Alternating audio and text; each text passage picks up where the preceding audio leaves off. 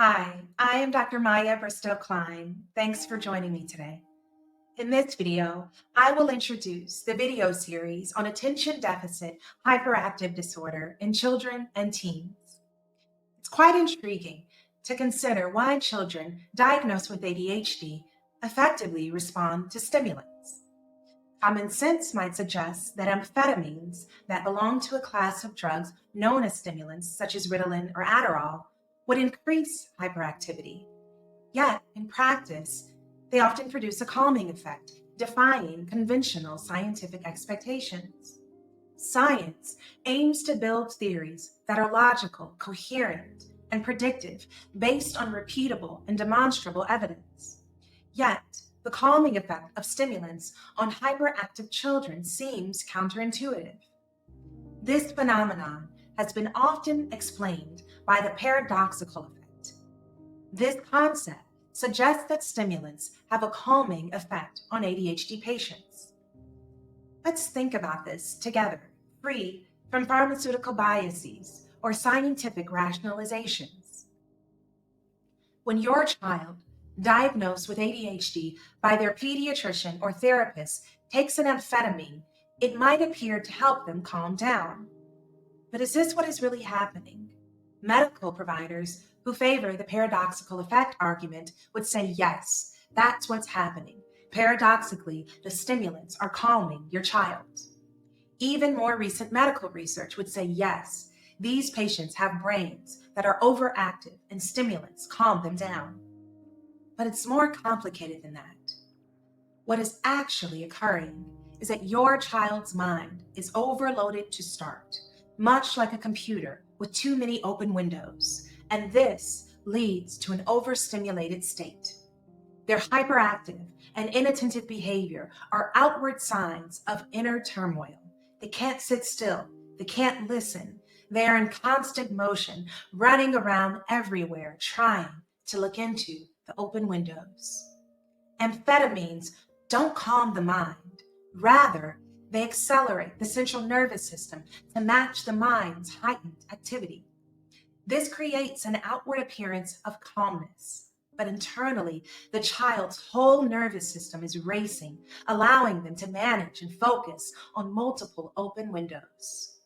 This effect also helps reduce the anxiety stemming from their inability to concentrate, because look, now they can.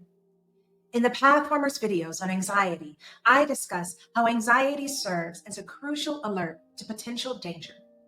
Consider college students who use Adderall to focus intensely, blocking out all other distractions. I've heard students express this with great pride. But what if there are things that they need to be attending to? What if there are actually elements in your child's environment or their mind that they need to be concerned about? Shouldn't we be helping children prioritize and close unnecessary windows rather than making them fixate on everything they consider important? This seems to be a value judgment by society, placing high importance on the ability to multitask. When a child struggles with the societal expectation, we often turn to medications because it fixes them.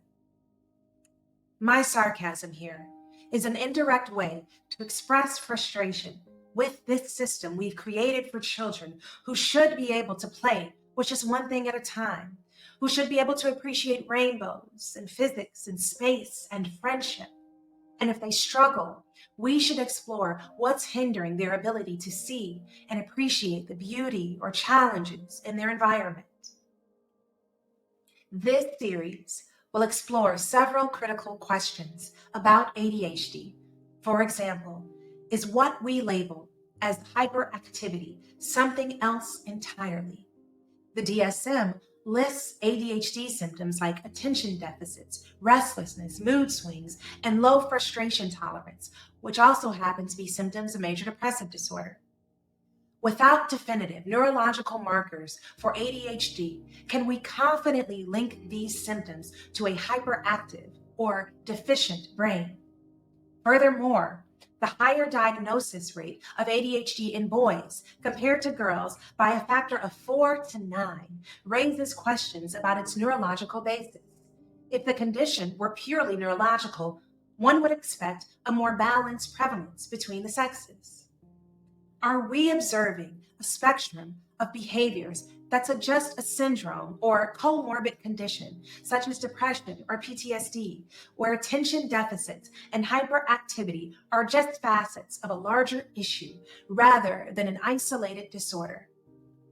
These are the questions and topics we'll delve into throughout this video series, fostering a deeper understanding of the complex experience of children with ADHD. I encourage you to continue watching. And until next time, I am Dr. Maya Bristow Klein, and this is Pathformers. I look forward to seeing you again soon.